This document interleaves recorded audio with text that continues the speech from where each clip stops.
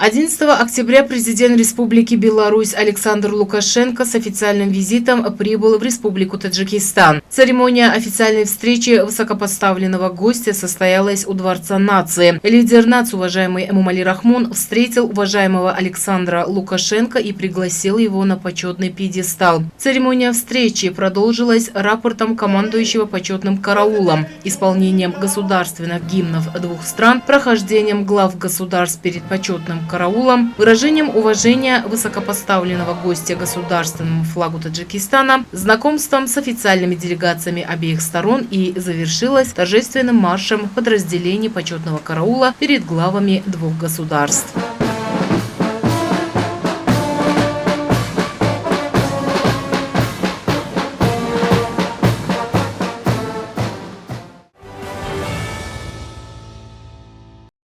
«11 октября председатель Маджлиси Милли Маджлиси Оли Республики Таджикистан, председатель города Душанбе, уважаемый Рустами Эмомали, встретился с председателем города Минска Республики Беларусь Владимиром Кухаровым. На встрече были обсуждены текущее состояние перспективы сотрудничества исполнительного органа государственной власти города Душанбе и Беларуси. Председатель города Душанбе выразил удовлетворение состоянием взаимовыгодных отношений между Таджикистаном и Беларусью, обратив внимание на крепкие политические, экономические и научно-технические связи, которые берут начало в результате регулярных встреч на высшем уровне руководителей двух стран. Участники встречи выразили готовность к дальнейшему развитию и расширению сотрудничества между предпринимателями обеих сторон, а также между исполнительным органом государственной власти города Душанбе и исполнительным комитетом города Минска в сферах здравоохранения, образования и культуры.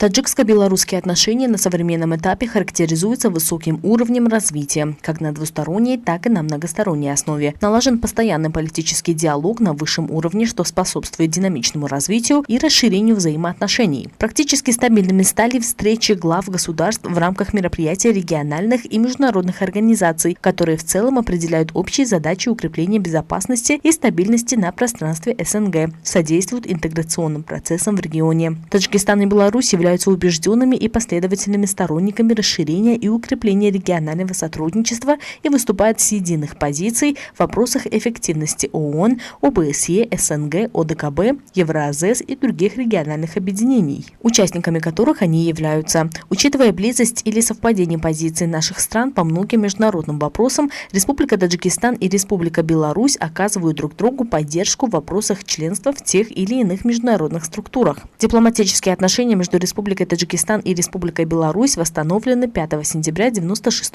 года. Развитие двусторонних и многосторонних отношений между Таджикистаном и Беларусью на современном этапе специалисты оценивают на высоком уровне. Сотрудничество двух стран постоянными усилиями глав двух государств вышло на уровень стратегического партнерства, что придает серьезный импульс углублению отношений сотрудничества. Отношения между Таджикистаном и Беларусью имеют закономерный процесс расширения. Душанбе и Минск развивают и расширяют это сотрудничество на основе более 90 документов, совместимых для продвижения и укрепления взаимовыгодных отношений в дипломатической, экономической, коммерческой, культурной, гуманитарной и других областях. Процесс реализации усилий глав двух стран по дальнейшему укреплению многопланового сотрудничества представлялся соответствующими возможностям и потребностям народов двух стран, и жители обеих стран положительно оценивают будущее процветание этих отношений.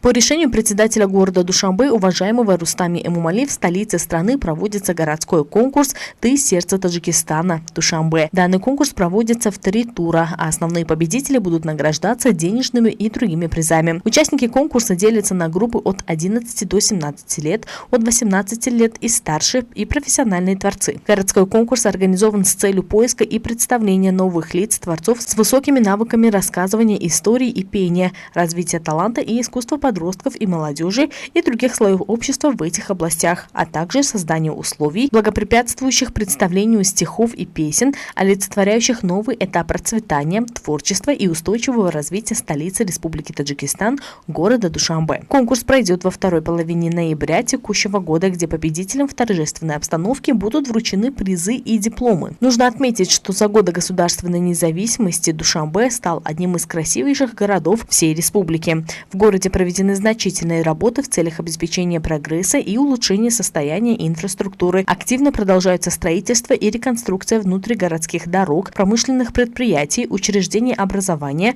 спортивных, культурно-массовых сооружений и парки отдыха. По мнению специалистов, организация и проведение подобных городских соревнований позволит в дальнейшем широко представить мировому сообществу развитие и возможности нашей прекрасной столицы страны, города Душанбе.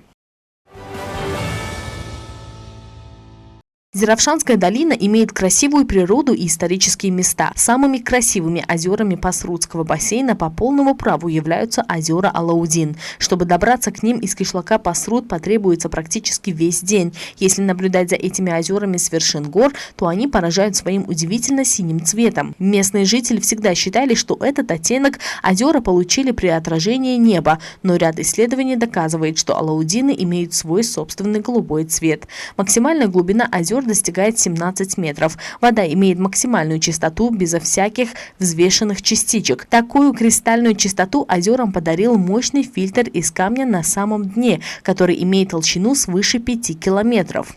Такой щит не могут пробить никакие подводные ключи. Даже падающий в озеро поток воды из каменного шлейфа Чабдары не способен нарушить абсолютную прозрачность вод Алаудинов. На озерах можно бесконечно долго любоваться окружающим пейзажем. Полное окружение горными вершинами и ледниками, снежные хребты, вид ущелья, уходящего в северную сторону. Несмотря на свою достаточно большую высоту в 2700 метров, ущелье Алаудинских озер может похвастаться своим удивительно мягким климатом. Чуть выше в ущельях царит снег и непогода, а на Алаудинах практически постоянно сохраняется ясная и теплая погода. Хотя искупаться в озерах смогут только любители ледяных ванн. Через Алаудины проходит очень популярный маршрут туристов, а также альпинистов, которые направляются для восхождения на горы Чимтарга и Чабдар. За период государственного суверенитета страны в целях развития системы науки и образования в городах и районах Сагдийской области на общую сумму 320 миллионов самани было построено и сдано в эксплуатацию более 566 единиц образовательных учреждений. Все эти инициативы прежде всего направлены для создания благоприятных условий преподавания и обучения. В данном контексте в Бабаджан-Гафуровском районе в рамках созидательных инициатив при средне общеобразовательных учреждениях активно продолжаются строительные работы 9 новых дополнительных зданий. Вклад в образование является предпосылкой процветания будущего для любой нации. Строительство, реконструкция и ввод в эксплуатацию новых учебных заведений по всей стране за последние несколько лет стали намного более новыми в рамках мер по улучшению. Сегодня, наряду с увеличением финансирования в этой области, предприниматели страны за счет средств бюджета также несут значительный вклад в строительство и ввод в эксплуатацию новых образовательных зданий.